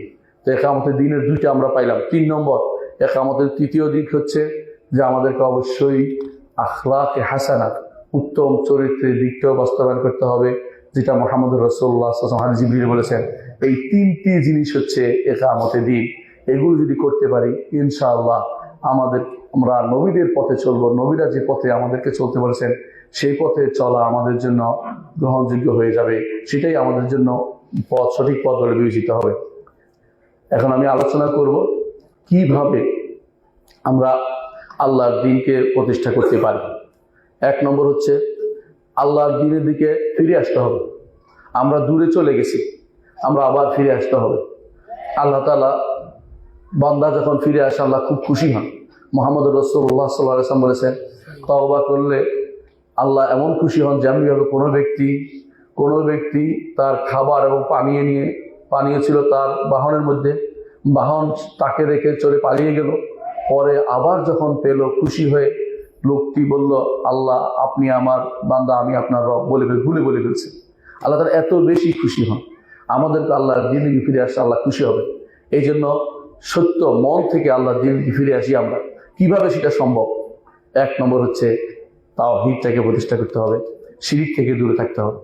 2 নম্বর হচ্ছে বেদাত থেকে দূরে থাকতে হবে, যাবতীয় বেদাত থেকে, আচরণ থেকে দূরে থাকতে হবে, বেদাত থেকে বিমুক্ত থাকতে হবে। 3 নম্বর হচ্ছে গুনাহ খাতা থেকে বেঁচে থাকতে হবে, গুনাহ থেকে বেঁচে থাকার চেষ্টা করে যেতে হবে। 4 নম্বর হচ্ছে আল্লাহর দিন শিখতে হবে। আল্লাহর দিন আজ শিক্ষা হয় না, শিখে না, অনেক কিছু করে দিন শিখি না। দিন শিখার জন্য সামান্য কয়টা বই পড়লে হয় না। অনেকে আছে দিন শিখার জন্য বাংলা কিছু বইয়ের উপরে নির্ভর করে যাচ্ছে, কয়েকটি ছোট ছোট বইয়ের উপর নির্ভর করলে দিন শিখা হয় না। দিন শিখতে হলে দিনের মূল যেখানে আছে, আরবিতে তাফসিরগুলো আছে, হাদিসগুলো আছে, সেগুলো পড়তে হবে। কোরআন কারীমকে ব্যাখ্যা, নিজের সালাফদের ব্যাখ্যা অনুসারে চলতে হবে, তাহলে দিন শিখতে হবে। একজনের ভুলও হতে পারে ভাই। একজন যদি ইজতিহাদ করে মরে যান, তা হয়তো তিনি সওয়াব পাবেন, কারণ তিনি ইজতিহাদ করেছেন, তিনি চেষ্টা করেছেন, কিন্তু আপনার তো ওজন নেই। আপনাকে শিখতে হবে শুদ্ধটা। ভুলের উপরে নিজেকে রাখবেন না, শুদ্ধ করে ফেলুন। যে আমাদের এই আয়াতের ব্যাখ্যা যদি ভুল হয়ে থাকে শুদ্ধ করে নেই, এই হাদিসের ব্যাখ্যা যদি কেউ ভুল করে থাকে শুদ্ধ করে নেই। না হলে আমরা ভুলের উপর থাকলে আমাদের কোনো ওজন নেই। যিনি ভুল করে গেছেন তিনি হয়তো মাপ পেয়ে যাবেন, কারণ তার সময় তাকে সংশোধন করার মতো কেউ ছিল না। দয়া করে যে কাজটি করতে হবে, চতুর্থতা হচ্ছে অবশ্যই দিনকে জানতে হবে, দিন জানার ব্যবস্থাপনা করতে হবে। শুধুমাত্র কিছু বই পড়ে অথবা তাহাজ্জুদ পড়ে অথবা রাতের বেলা সব্বেদারি করে আপনার দিন শিখা হয় না। দিন শিখার জন্য দিনের মূল নীতিগুলো, তার মূল মন্ত্র থেকে শিখতে হবে। আপনাকে কোনো ব্যক্তি বিশেষের উপর নির্ভর করে দিন শিখা যাবে না। মৌলিক এবং সামষ্টিক ব্যক্তিদের উপর নির্ভর করতে হবে। তারা হচ্ছে সাহাবায়ে কেরাম রিদওয়ানুল্লাহি আলাইহিম আজমাইন, এবং তাদের সুন্দর অনুসারী সালফে সালেহিনের পথেই আপনাকে দিন শিখতে হবে। পঞ্চম যে কাজতে হবে, হালাল হারাম চিনতে হবে। হালাল হারাম চিনতে, এইভাবে আমরা আল্লাহর দিনের দিকে ফিরে আসতে পারবো। তো আল্লাহ প্রথম কাজ করতে হবে, আল্লাহর দিনের দিকে ফিরে আসতে হবে। দ্বিতীয় হচ্ছে আলেমদের কাছে থাকতে হবে, আলেমদের চারপাশে থাকতে হবে। হয়তো বলতে পারেন আমাদের দেশে আলেম নেই, কিন্তু আলেমদের শিক্ষা আমাদের কাছে পৌঁছে গেছে। আমাদের কাছে পৌঁছে গেছে শেখ বিন বাজ রহমতুল্লাহ আলী, শেখ মাহমুদ সালেহ আল তাইমিন রহমতুল্লাহ আলী, শেখ সালেহ ফৌজান হাফিজাহুল্লাহ, শেখ আলবাই রহমতুল্লাহ আলী সহ যে সমস্ত আলেমদের শিক্ষা আমাদের কাছে এমনভাবে পৌঁছে গেছে, আগেকার দিনে সেটা পৌঁছা সম্ভব ছিল না। এখন একজন মানুষ ঘরে বসে এই সমস্ত সবকিছু শিখতে পারেন। এই তাদের বক্তব্যের কাছাকাছি আপনি থাকবেন, দূরে কোথাও চলে যাবেন না, তাহলে আপনি আর হেদায়েতের পথে থাকতে পারবেন না। আপনি যদি কোনো ব্যক্তি বিশেষের দলের দিকে চলে যান, দল বিশেষের কথার দিকে চলে যান, যে কোনো সময় আপনি বিভ্রান্তিতে লিপ্ত হবেন, কারণ আপনি কোনো সঠিক পথে থাকছেন না। সঠিক পথের ওলামা রাব্বানিয়িন যারা আছে, যে সমস্ত আলেমরা দ্বীনের সত্যিকারের খাদেম বিবেচিত হয়েছেন, তাদের পথে না চললে আপনি কোনোদিনই সঠিক পথে ফিরে আসতে পারবেন না। এই জন্য যাদের আকীদা শুদ্ধ, যাদের মানহাজ শুদ্ধ, অর্থাৎ যারা ফেরকাবন্দিতে লিপ্ত হয় নাই এবং যারা আকীদার ক্ষেত্রে বিচ্যুত হয় নাই, এমন আলেম আলহামদুলিল্লাহ আল্লাহ তাআলা রেখেছেন। আপনাদের সামনে তাদের শিক্ষা আছে, যে কোনো সময় যে কোনো মানুষের শিক্ষাগুলো গ্রহণ করতে নিতে পারে, এবং তাদের সাথে যদি আপনি নিজেকে সম্পৃক্ত করতে পারেন, তাহলে অবশ্যই আপনি দিন প্রতিষ্ঠা করার মাধ্যম পাবেন, খুঁজে পাবেন। 3 নম্বর যে কাজটি করতে হবে তা হচ্ছে আল্লাহর দিকে আহ্বান করতে হবে। নিজে যদি আহ্বান না করেন দিনের দিকে, দাওয়াত যদি না দেন, আল্লাহর দিনের দিকে দাওয়াত দিতে হবে, আল্লাহর পথের দিকে দাওয়াত দিতে হবে। কোনো ব্যক্তি বা সংগঠন বা গোষ্ঠী বা দল এর দিকে দাওয়াত দিবেন না। দয়া করে আল্লাহ তাআলা নিজে দিয়েছেন উদু ইলা সাবিল রাব্বিকা, রবের পথের দিকে। এখন যদি কেউ বলে যে আমারটাও তো রবের পথ, ওইটা তো পরীক্ষার বিষয় রয়েছে, কিন্তু সরাসরি আল্লাহর পথ কোনটা সেটা বলে দিয়েছেন। আল্লাহ তার কোরআনে মানে সূরার হাদিসে বলে দিয়েছেন কিসের দিকে আহ্বান জানাতে হবে। উদু ইলা রাব্বিকা, রবের দিকে আহ্বান জানাতে হবে, নবীর দিকে আহ্বান জানাতে হবে, ইসলামের দিকে আহ্বান জানাতে হবে। আগে পিছিয়ে কিছু লাগিয়ে সেটার দিকে আহ্বান জানাবেন না। ইসলামের আগ পিছিয়ে কিছু লাগানোর দরকার নেই। ইসলাম সম্পূর্ণ, আগে পিছিয়ে অমুকটা ইসলাম, অমুকে ইসলাম, তমুকে ইসলাম না লাগিয়ে সরাসরি আল্লাহ তার নবীকে যে দিন দিয়েছেন, ইসলাম দিয়েছেন, সাহাবায়ে কেরাম যে ইসলাম রেখে গেছেন, তাবেঈনরা যে ইসলাম রেখে গেছেন, ইমাম আবু হানিফা, মালিক, শাফি, আহমদ যে ইসলামের খেদমত করে গেছেন, বুখারী, মুসলিম, আবু দাউদ, তিরমিজি, নাসাঈ, ইবনে মাজাহ যে খেদমত করে গেছেন, সেই ইসলামের দিকে আহ্বান জানান। এটা আতিক, ইসলামের আতিক, প্রাচীন ইসলাম, যে ইসলামের ব্যাপারে কোনো কারো দ্বিমত থাকার সুযোগ নেই, সেই ইসলামের দিকে আহ্বান জানাতে হবে। কিভাবে জানাবেন? বিল হিকমাতি ওয়াল মাউইজাতিল হাসানা ওয়াল জিদালু বিল্লাতি আহসান। উত্তম হিকমতের সাথে দাওয়াত দিবেন, উত্তম উপদেশের সাথে দাওয়াত দিবেন, এবং যেটা করলে মানুষের ভিতরে কাফেরদের সাথে উত্তম বিতর্কের মাধ্যমে তাদেরকে দাওয়াত দিবেন। এই যে 3টি উসলুব, এই 3টি উসলুব আপনারা রাখবেন। অবশ্যই হিকমত, তবে হিকমতের নাম দিয়ে ইসলাম বিধ্বংসী কিছু করা যাবে না। হিকমত শব্দের অর্থ হচ্ছে ইসলামের সীমা রাখা ঠিক রেখে আপনি বুদ্ধিমত্তার সাথে কাজটা চালিয়ে যাবেন। ইসলামের সীমারেখা বাদ দিয়ে বুদ্ধিমত্তা, এটা হচ্ছে শয়তানের কারসাজি, এটা ইবলিসের কারসাজি, এটা করা যাবে না। উত্তম উপদেশ দিবেন, তবে মিথ্যা উপদেশ নয়। আমাদের সমাজে মসজিদে যে সমস্ত মিথ্যা কাহিনীর ছড়াছড়ি, যে সমস্ত মিথ্যা হাদিস প্রচার করে ছড়াছড়ি, এগুলো উত্তম উপদেশ নয়। ওয়াজ নসিহত যখন যায়, এখন এমন সব মিথ্যা কাহিনী বর্ণনা করা হয়, এমন সব তথাকথিত অলি আল্লাহর কথা বর্ণনা করা যারা ইমানদার ছিল না, ইমানদার নয় এমন অলি আল্লাহ নাম দিয়ে আলোচনা করা হচ্ছে তাদেরকে। ওদের আলোচনা ওদের হামাওয়াতের হাসানা নয়। উত্তম ওয়াজ হচ্ছে আল্লাহর বাণী, উত্তম ওয়াজ হচ্ছে রসুলের বাণী, উত্তম ওয়াজ হচ্ছে সালফে সালেহিনের বাণী, সাহাবায়ে কেরামের বক্তব্য। আল্লাহ কোরআনে বলছেন ইয়াইদুকুম বিহি, আল্লাহ নিজে ওয়াজ করছেন আমাদেরকে, রসুল ওয়াজ করেছেন। ওয়াজনা রাসূলুল্লাহ সাল্লাল্লাহু আলাইহি ওয়াসাল্লাম, হাদিসে আছে রসুল ওয়াজ করেছেন। আল্লাহর কথা দিয়ে ওয়াজ করুন, রসুলের কথা দিয়ে ওয়াজ করুন, এবং ওয়াজ করবেন সালফে সালেহিনের বক্তব্য দিয়ে, কখনো বানোয়ার বক্তব্য দিয়ে, অমুকের বক্তব্য দিয়ে, কথার ভিতর থেকে মারফেজ বের করে তথাকথিত ভিন্ন কোনো পথ দেখিয়ে আমাদেরকে ওয়াজের পথে নিয়ে যাবেন না। আর মানুষের ভিতরে ইসলামী জাগরণ তোলেন, সমস্ত মানুষের ভিতরে মানুষের যত রকমের সবাইকে ইসলামের সৌন্দর্য তাদের কাছে তুলে ধরুন। ইসলামের কোথায় সৌন্দর্য কিভাবে প্রকাশ পাবে? যখন ঈমান শক্ত হবে। যার ঈমান শক্ত তার মধ্যে সব বারবার বলে আসে না এটা কেন, এটা কেন, এটা কেন বলে না, বলে আল্লাহ তাআলা বলেছেন, আল্লাহ যা বলেছেন তিনি সত্য বলেছেন। ঈমানদার এইভাবে সবকিছু গ্রহণ করে নেয়। আর যার অন্তরে বক্রতা আছে সে সবকিছু প্রশ্ন তোলে, আল্লাহ এটা কেন করলেন, আল্লাহ ওইটা কেন করলেন, আল্লাহ এটা কেন, আল্লাহ প্রশ্নের উত্তর দিতে তিনি প্রশ্ন নিষেধ করেছেন। তিনি বলেছেন লা ইউসআলু আম্মা ইয়াফআলু হুম ইউসআলুন, তিনি কি করবেন এবারে প্রশ্ন করা যাবে না, তোমাদেরকে প্রশ্ন করা হবে। সুতরাং আল্লাহর নির্দেশকে যে ব্যক্তি মেনে নিতে পারেন তার ঈমানে খলাল রয়েছে, ঈমানে তার ত্রুটি রয়েছে।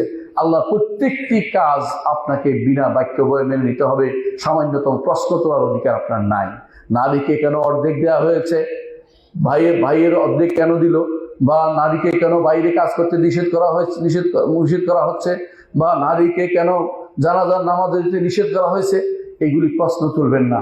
নারীকে নিষেধ করে জানাজার নামাজ দিতে, আপনারা নারীদেরকে নিয়ে জানাজার নামাজ পড়েন, আপনাদের কোনো ব্যক্তি এটি কথা তোলে না। আমি জানি না ইসলাম কতদূর চলে গেছে, ইসলামের নীতি কোনোদিন কোনো ইমাম বলেন নাই যে নারীদেরকে জানাজার নামাজের জন্য বের হতে হবে, কথা বলেন নাই। নারীরা জানাজার নামাজ শুধু পড়বে শুধুমাত্র মসজিদে কোথাও যেখানে জানাজা সেখানে তারা উপস্থিত থাকে, তারা পড়বে, কিন্তু তাই বলে জানাজার নামাজের জন্য তারা বেরিয়ে পড়বে, এটা কোন ইসলাম আমি জানি না। সেই ইসলাম যদি আপনার আমার প্রতিষ্ঠার চিন্তা চেতনা চলে, আমাদের কথা বলার কিছু নেই। আপনি এখনো পর্যন্ত ইসলামের সৌন্দর্য বুঝতে পারেননি, ইসলামের নীতিকে মেনে নিতে পারেননি, আপনি কিভাবে ইসলাম প্রতিষ্ঠা করবেন আমাদের বুঝে আসে না। চতুর্থ যে কাজটি করতে হবে তা হচ্ছে যে আল্লাহর দ্বীন প্রতিষ্ঠা করার যে গুরুত্ব, এটা মানুষকে বুঝাতে হবে, এবং ইসলামের রাষ্ট্র এবং সরকার সবার কাছে তা বুঝাতে হবে, এবং কিভাবে ইসলামিক আল্লাহর দ্বীন প্রতিষ্ঠা হলে কিভাবে ইনসাফ কায়েম হবে এবং মানুষের জুলুম থেকে মানুষ নিষ্কৃতি পাবে, এবং আল্লাহ তাআলার পক্ষ থেকে সাহায্য আসবে, সেটাও মানুষকে বুঝাতে হবে। আল্লাহ বলে দিয়েছেন ওয়ালাউ আন্নাহুম আকামুত তাওরাতা ওয়াল ইনজিলা ওয়া মা উনজিলা ইলাইহিম মির রাব্বিহিম লাআকালু মিন ফাওকিহিম ওয়া মিন তাহতি আরজুলিহিম, তারা যদি কোনো তাওরাত ইনজিল কায়েম করতো, কাফেরদের কথা বলেছেন, ইহুদি নাসারাদের কথা বলেছেন, তারাও খেতে পারত উপরে এবং নিচ থেকে আল্লাহ তাআলা তাদেরকে খাবার দিতেন। আমাদেরকে আল্লাহ তাআলা সেই সুযোগ দিয়েছেন। যখন মালিক আব্দুল আজিজ রহমতুল্লাহ আলাইহি ইসলাম প্রতিষ্ঠা করেছেন তার দেশে, আল্লাহ তাআলা উপর দিক থেকেও রহমত দিয়েছেন, মাটির নিচ থেকেও তাকে পেট্রোল দিয়েছেন, এবং তার মাধ্যমে তিনি তার দিনকে, তার দেশকে তিনি সুন্দর করে সাজিয়েছেন। তো মানুষকে আল্লাহর দ্বীন প্রতিষ্ঠা করার যে ভালো দিক আছে, যে সমস্ত দিকগুলো আছে, সেগুলি তুলে ধরে তাদেরকে এর প্রতি উৎসাহী করতে হবে। পঞ্চম যে কাজটা করতে হবে তা হচ্ছে মানুষদের বাণীকে, অর্থাৎ তাদেরকে এক আল্লাহর দিকে নিয়ে আসতে হবে, এক রাসূলের দিকে নিয়ে আসতে হবে, সাহাবায়ে কেরামের দিকে নিয়ে আসতে হবে। তাদেরকে ঐক্য করতে হবে, তবে সেই ঐক্য টুপি দাড়ির ঐক্য নয়, সে ঐক্য তথাকথিত এই কাবলামুখী হওয়ার ঐক্য নয়। সে ঐক্য হবে অবশ্যই ঈমান আকীদার ঐক্য, ঈমান এবং শরিয়ার ঐক্য, যে ঐক্যের মাধ্যমে সাহাবায়ে কেরামের ঐক্য হয়েছে, সে ঐক্য আমাদেরকে করতে হবে। এইটা গেলে আমাদের দ্বীন প্রতিষ্ঠিত হবে বলে আমরা বিশ্বাস করি, এবং এর মাধ্যমে পরস্পর একে অপরকে সহযোগী হবে, এবং কেউ পরস্পর মতবিরোধে লিপ্ত হলো তার সীমা লঙ্ঘন করবে না, যে কতটুকু মতবিরোধ করা যাবে আমাদের জানা আছে। আল্লাহর দ্বীনের ব্যাপারে ভিন্ন ভিন্ন যারা ফেরকা হয়ে গেছে তাদের সাথে আপনার ঐক্য করে দিন প্রতিষ্ঠা কোনোদিন হবে না, কারণ তারা আপনার দ্বীনের অনেক কিছুই মানে না। যারা শিয়াদেরকে তারা কোনো বন্ধু মনে করে আছে, তাদের জন্য বলছি, শিয়ারা কি মনে করে, সাহাবা ইকরামকে তারা কাফের বলে, নাউজুবিল্লাহ। তারা বলে কোরআনে কারীম বিকৃত, এই কোরআন সেই কোরআন না, তারা সবাই বিশ্বাস করে, তারা বই লিখেছে বিশাল বিশাল। তাদের মধ্যে আল্লাহ সম্পর্কে খারাপ আকীদা পোষণ করে আছে, তাদের মধ্যে কবর পূজা ভর্তি। তারা মনে করে, বিশ্বাস করে তাদের ইমামরা সব কিছু করতে পারে, তাদের ইমামরা গায়েব জানে, তাদের ইমামরা সব কিছু করতে পারে। ওদের সাথে আপনার ঐক্য কিভাবে হবে? ওদের মধ্যে আর মুশরিকদের মধ্যে পার্থক্য কোথায়? মুশরিকদের বিরোধিতা করার জন্য দিন প্রতিষ্ঠা করবেন, না মুশরিকদের নিয়ে তাদের সাথে চলাফেরা করে কোনো রকমের দিনের একটা ফ্লেভার দিবেন? এটা ইসলাম কোনদিন মেনে নিতে পারে না। আশা করি বুঝছেন যে কিভাবে আমাদেরকে এই বড় বিপদের থেকে উদ্ধার হতে হলে, বর্তমান অবস্থা উদ্ধার হতে হলে আমাদেরকে অবশ্যই ঐক্য করতে হবে। সে ঐক্য অবশ্যই আমাদের নিজেদের যারা বিশুদ্ধ আকীদা ও মানহাজ তাদের মধ্যে ঐক্যটা সাধন করতে হবে, এবং যারা ভিন্ন পথে তাদেরকে এই দিকে আহ্বান জানাতে হবে। অন্য কোনো দল মত সংগঠন মত কোনো কিছুর দিকে আহ্বান জানানো যাবে না। ষষ্ঠ যে কাজটি করতে হবে, যে একান্ত আল্লাহর কাছে সাহায্য চাইতে হবে, আল্লাহর কাছে দোয়া করতে হবে আল্লাহর কাছে। আল্লাহ যেন মুসলিমদের সাহায্য করেন, কাফেরদের শত্রু থেকে তাদেরকে হেফাজত করেন, তাদের যত অবতীয় ষড়যন্ত্রকে নস্যাৎ করে দেন, এবং তাদের উপরে তাদের যে সমস্ত ষড়যন্ত্র তাদের উপরে যেন আল্লাহ সেটাকে প্রতিষ্ঠিত করে দেন, এবং তারা যেন ধ্বংসপ্রাপ্ত হয়, সেই জন্য আল্লাহর কাছে দোয়া করতে হবে। বর্তমানে আমরা সবচেয়ে বেশি দুর্ভাগা এটাই যে আমাদের রাষ্ট্র নিজের মন মতো চলে না। আমাদের রাষ্ট্রগুলি চলে বাইরের প্রেসক্রিপশনে, তারা যা দেয় সেটা তারা মানে, ওখানে যেটা বাইরে নির্ধারিত হয় সেটাই তারা এখানে পরিচালনা করে। নিজের দিনকে পরিচালনার জন্য অনেক সময় আমরাও কাফেরদের সাথে হাত মিলানোর চেষ্টা করি। কি মনে করি যে আমরা এর মাধ্যমে ইসলাম প্রতিষ্ঠা করবো? না, এটা তো এইভাবে করা হবে না। আপনি আল্লাহ রসুল কোনোদিন কাফেরদের সাথে হাত মিলিয়ে দিন প্রতিষ্ঠা করেন নাই, আপনি কাফেরদের সাথে হাত মিলিয়ে দিন প্রতিষ্ঠা করতে পারবেন না। তাওহীদ দরকার নেই, যতটুকু অতটুকু করেন, তাওহীদ এবং ঈমান এবং শরীয়তকে জানান এবং প্রতিষ্ঠা করেন নিজের পরিবারের সমাজে। যদি আল্লাহ তাআলা এর পরিণতি হিসাবে আমাদের ইসলামকে আমাদের দেশে প্রতিষ্ঠা করে দেয়, তাহলে সেটা আমাদের জন্য সৌভাগ্যের বিষয়। না দিলেও আমরা চেষ্টা করে গেছি, এতে আমাদের সওয়াব পেয়ে যাব। আল্লাহ তাআলা ওয়াদা করেছেন, যদি কেউ ঈমান ও আমল সালেহ করে তাকে দুনিয়ার বুকে প্রতিষ্ঠিত করবেন, রাষ্ট্র ক্ষমতা দিবেন, দিন প্রতিষ্ঠিত হবে রাষ্ট্রের মধ্যে। আল্লাহ তাআলা বলেছেন, ওয়াদাল্লাহুল্লাযিনা আমানু ওয়া আমিলুস সালিহাতি লা ইস্তাখলিফান্নাহুম ফিল আরদি কামা ইস্তাখলাফাল্লাযিনা মিন ক্বাবলিহিম। আল্লাহ তাআলা এরপর বলেছেন, ওয়া ইউমাক্কিনান্না লাহুম দীনাহুমুল্লাযী ইরতাদা লাহুম। দিনকে প্রতিষ্ঠিত করবেন, যে দিন নিয়ে তারা আল্লাহ তাআলা তাদের জন্য সন্তুষ্ট হয়েছেন। কিন্তু শর্ত হচ্ছে, প্রথম হচ্ছে ঈমান ও আমল সালেহ। শত্রুদের শত্রুতা সম্পর্কে জানতে হবে। কাফেররা যে সমস্ত নীতি দিচ্ছে তাগুলি মানতে হবে না, সেগুলিকে অবশ্যই বর্জন করতে হবে। কাফেরদের যে কোনো ষড়যন্ত্রের সঙ্গে আমাদের সজাগ থাকতে হবে। কাফেররা যা যা করছে এগুলিকে আমাদের জানতে হবে, সেগুলি থেকে সাবধান হতে হবে। সপ্তম যে কাজটি করতে হবে, প্রত্যেকে তার কাজ সম্পর্কে সচেতন থাকতে হবে, প্রত্যেকে তার কাজকে ভালো করতে হবে। ইন্নাল্লাহ ইউহিব্বু মান ইউতকিনা রাজুলা সানাতাহু। আল্লাহ পছন্দ করেন প্রত্যেকে তার কাজটাকে যেন সুন্দর করে করে। আমরা যদি কাজ সুন্দর করে করতে পারতাম, কাফেরদেরকে আমাদের দেশে আমন্ত্রণ দরকার হতো না। আমরা যদি অস্ত্র নিজেরা বানাইতে পারতাম, কাফেরদেরকে আমাদের দেশে আনার দরকার হতো না। আমাদেরকে যে যে দায়িত্ব রাষ্ট্রপ্রধান দিয়েছেন সেগুলি যথাযথ প্রতিপালন করা, সুন্দরভাবে প্রতিপালন করা শিখা, কাজ শিখা, প্রত্যেকে তার কাজ শিখা একটা জরুরি জিনিস। কারণ যাতে করে আল্লাহর দ্বীনকে প্রতিষ্ঠা করা যায়, আমরা যেন কারোর উপর নির্ভর না হয়ে পড়ি, সেটা আমাদের একান্ত দরকার। কারোর উপর নির্ভর করে তাদের উপরে বিজয়ী হতে পারবেন না। নিজের উপরে আপনাকে অবশ্যই চেষ্টা করতে হবে, আল্লাহর উপর নির্ভর করে নিজের শক্তিতে বলিয়ান হয়ে, যে আমি আল্লাহ তাআলা আমাকে যে নির্দেশ দিয়েছেন কাজ করার জন্য সেটা করেছি, আল্লাহর কাছে সাহায্য চাইতে পারবো। নিজে না জেনে শুধুমাত্র দৌড়ে লাফিয়ে কোনো কিছু আপনি প্রতিষ্ঠা করতে পারবেন না। মনে রাখবেন, প্রত্যেকেই আমরা যে যে স্থানে আছি সেখানে আমরা এক একজন পাহারাদার দিনের, সেখানে আমি দিনের একজন পাহারাদারের কাজ করব। আমি যেন সেখানে সবচেয়ে ভালো মানুষটি হই, আরবি জানলে যেন সবচেয়ে ভালো আরবি শিখি, ইংরেজি জানলে যেন ভালো আরবি শিখি, আমি যেন অফিস চালাতে যেন সর্বোচ্চ অফিস চালানো শিখি আমি, এবং ফ্যাক্টরি চালাতে যেন আমি ফ্যাক্টরি চালা কি বেশিটা শিখি। অর্থাৎ আমি যেন যে কোনো জায়গায় থাকি সেই জায়গাটা সবচেয়ে সুন্দরভাবে করতে পারি, কিন্তু কাফেরদের সেখানে ঢুকার কোনো সুযোগ আমি যেন না দিই, সেটা আমাদের দায়িত্বের ভিতরে হচ্ছে। তাহলে ইসলাম প্রতিষ্ঠিত হবে ইনশাআল্লাহ। অষ্টম যে কাজটি করতে হবে সেটা হচ্ছে নসিহত করতে হবে একে অপরকে, যে আমরা একে অপরের জন্য, দ্বীনের জন্য আমরা একটা ত্যাগ স্বীকার করবো, দিনের জন্য আমরা লম্বা সময় আমরা সবর করব, দিনের জন্য যদি আমরা আল্লাহর পথে আমরা সময় দিই আল্লাহ আমাদের সাহায্য করবেন। আল্লাহ তাআলা বলছেন ইন তানসুরুল্লাহ ইয়ানসুরকুম, যদি তোমরা আল্লাহকে সাহায্য করো আল্লাহ তোমাদেরকে সাহায্য করবেন। আল্লাহকে সাহায্য করার অর্থ হচ্ছে আল্লাহর দ্বীনের সাহায্যে যদি লেগে থাকি আল্লাহ আমাদের সাহায্য করবেন। নবম যে কাজটি করতে হবে তা হচ্ছে শিক্ষা ব্যবস্থাকে অবশ্যই সংশোধন করতে হবে। আমাদের শিক্ষা ব্যবস্থা আমাদেরকে দিন প্রতিষ্ঠার দিকে নিয়ে যাচ্ছে না। আমাদের শিক্ষা ব্যবস্থায় যারাই যাবেন তাদের উচিত সবার আগে শিক্ষা ব্যবস্থা পরিবর্তন করা। এমন কোনো শিক্ষা থাকতে পারবে না যেটা দিন বিরোধী, এমন কোনো শিক্ষা থাকতে পারবে না যেখানে দিনের কোনো আলো দেয়া হয় না। আমাদের সমাজ এমন হয়ে গেছে, একটা লোক হয়তো অনেকে আছে পিএইচডি পর্যন্ত করেছে, সালাত জানে না, আল্লাহ সম্পর্কে জানে না, দিন সম্পর্কে জানে না, দিন মানতে হবে বুঝে না। এরা এমন একটা শ্রেণী তৈরি হয়েছে, হারাম হালালের তোয়াক্কা করে না। এদের দ্বারা আপনি কিভাবে ইসলাম প্রতিষ্ঠা করবেন? এদের দ্বারা কিভাবে ইসলাম প্রতিষ্ঠিত হবে? এই জন্য নবম যে কাজটি হবে, প্রথমে শিক্ষা ব্যবস্থার পরিবর্তন দরকার। কেউ যদি কোনো শিক্ষা ব্যবস্থায় পরিবর্তন না করে তাহলে সে ভয়াবহ খারাপ অবস্থায় চলে যাবে, ফেরাউনের কায়দায় চলে যাবে। ফেরাউন মানুষদেরকে শিক্ষা দিত, ফেরাউন নিজেকে রব হিসেবে বলতো, এটা শিক্ষা দিত। সে বলতো মা উরিকুবিল্লা মা আরা ও মা হাদিকুবিল্লা সাবিলা রাশাদ, আমি যা দেখাচ্ছি তাই তোমাদেরকে দেখতে হবে, আমি তোমাদেরকে সঠিক পথ দেখাচ্ছি, সুতরাং আমার পথে চলতে হবে। সেই যারাই আমাদের দেশে সব বিভিন্ন দেশে ক্ষমতায় আসে, মুসলিম দেশে, তারা যেহেতু দিন বুঝে না, অনেকেই দিন বুঝে না, দিনের কথা তাদের আবেগ আছে, বুঝে না, কিন্তু তারা মনে করে যেভাবে তারা চলছে সেটাই দিন।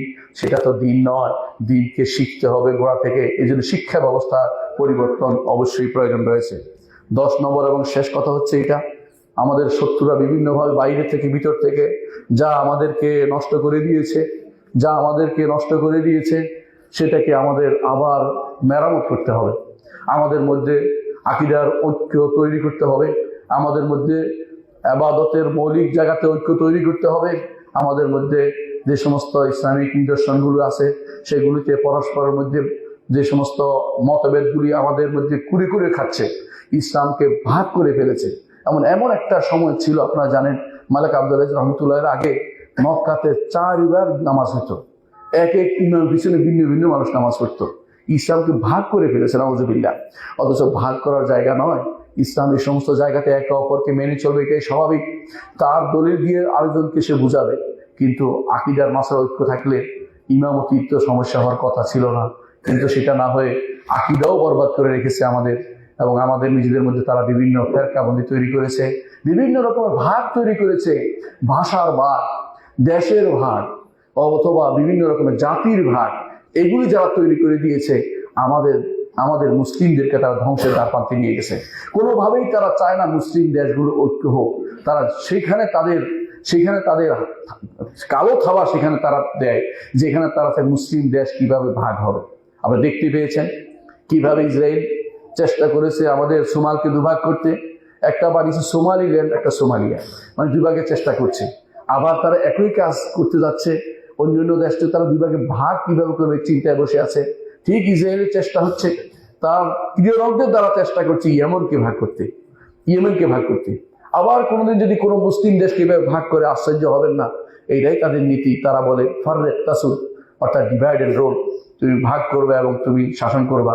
এগুলি থেকে আমরা যদি একেবারেই না বুঝতে পারি, এগুলি সম্পর্কে আমরা সচেতন না হই, কোথাও জাতীয়তাবাদের আহ্বানে আমরা মুগ্ধ হয়ে যাই, কোথাও ভাষার আহ্বানে মুগ্ধ হয়ে যাই, কোথাও যদি কোনো আমরা দেশাত্মবোধে পাগল হয়ে যাই, তাহলে আমাদের কি বুঝলাম, আমরা ইসলাম সম্পর্কে কি জানলাম?